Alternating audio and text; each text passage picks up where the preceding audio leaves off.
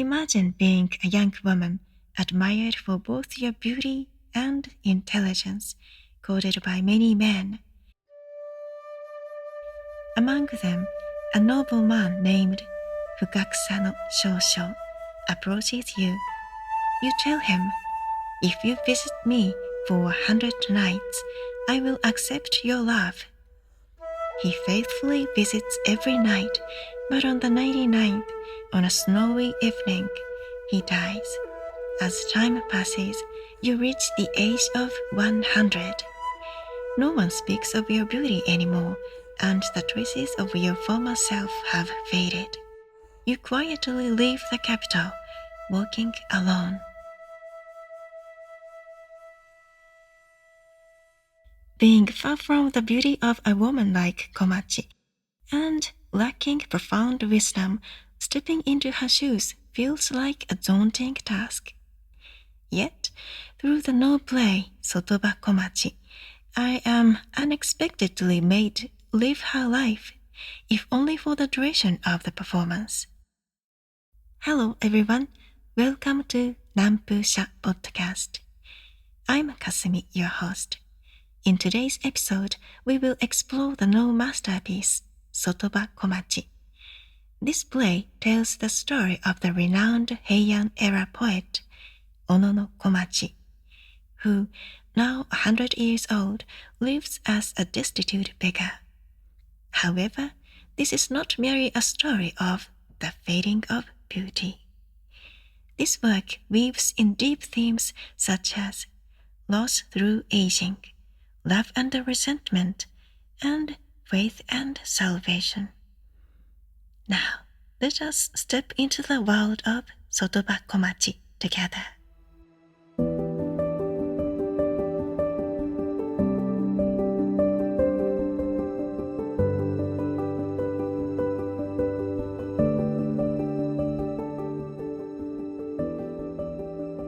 The story begins when a Buddhist monk traveling from Mount Koya arrives in the capital. On the way, he sees an old woman sitting on a sotoba, a wooden stupa, a sacred Buddhist monument. Shocked, he reprimands her, saying, "How dare you sit upon such a holy object?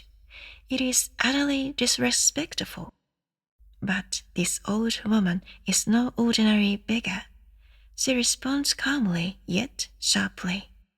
Is Buddha's compassion so shallow?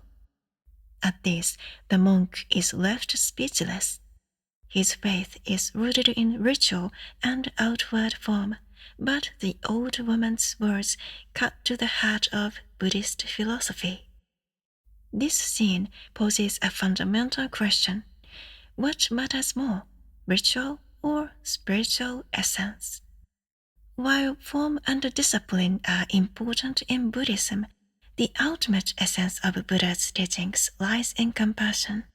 Through her words, the monk is forced to reconsider his own beliefs. Humbled, he bows deeply to the woman. This moment reveals that Komachi, despite her wretched state, has not lost her sharp intellect. Once celebrated as one of the 6 poetic immortals, her unparalleled poetic brilliance was the source of her past glory. Yet now, we are about to witness how even great wisdom could not save her from the relentless passage of time.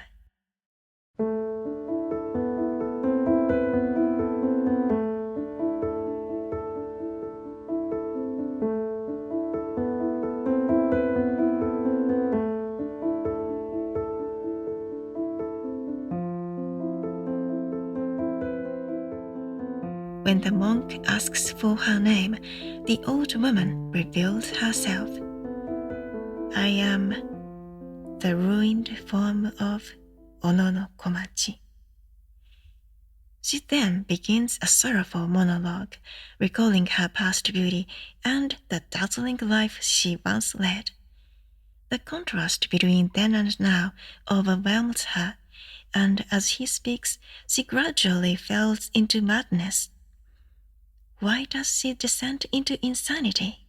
Because the sins of her past have finally caught up with her. A spirit has possessed her, the vengeful ghost of Fukakusa no Shōshō. He was a nobleman who once courted her. Komachi, to test his devotion, gave him a cruel condition. If you visit me for 100 consecutive nights, then, and only then, will I accept your love. And so, Shōshō faithfully made the journey, enduring the harsh elements, but on the 99th night, fate was merciless. He collapsed and died before reaching his goal. A love left unfulfilled festers into resentment. His spirit, bound by unfulfilled passion, is haunting Komachi.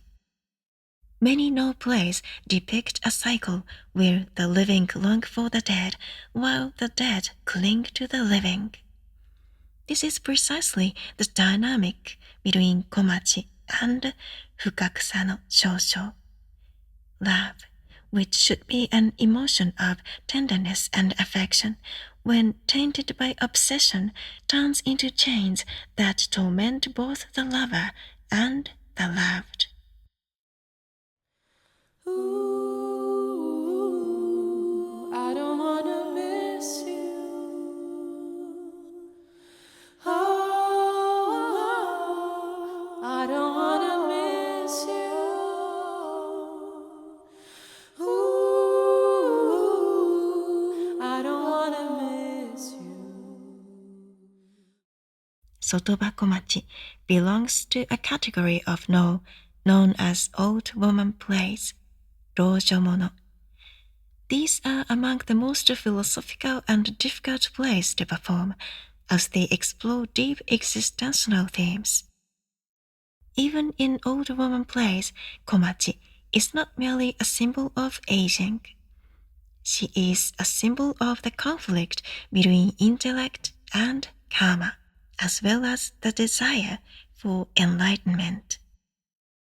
In medieval Japan, aging could be understood from three perspectives: natural decline, the consequence of one's choices, and karmic retribution.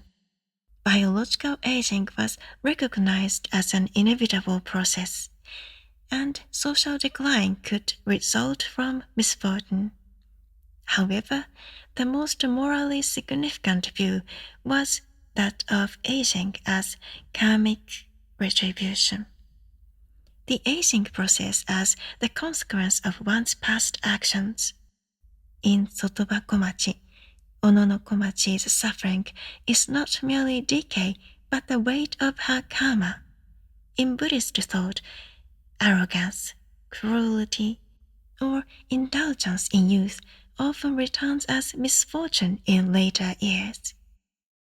However, what Komachi reveals at the end of Sotoba Komachi is not despair. She awakens to the weight of her own karma, and, with quiet resolve, turns toward the path of the Buddha. In this fleeting moment, she takes an arduous step toward enlightenment and the hope of salvation.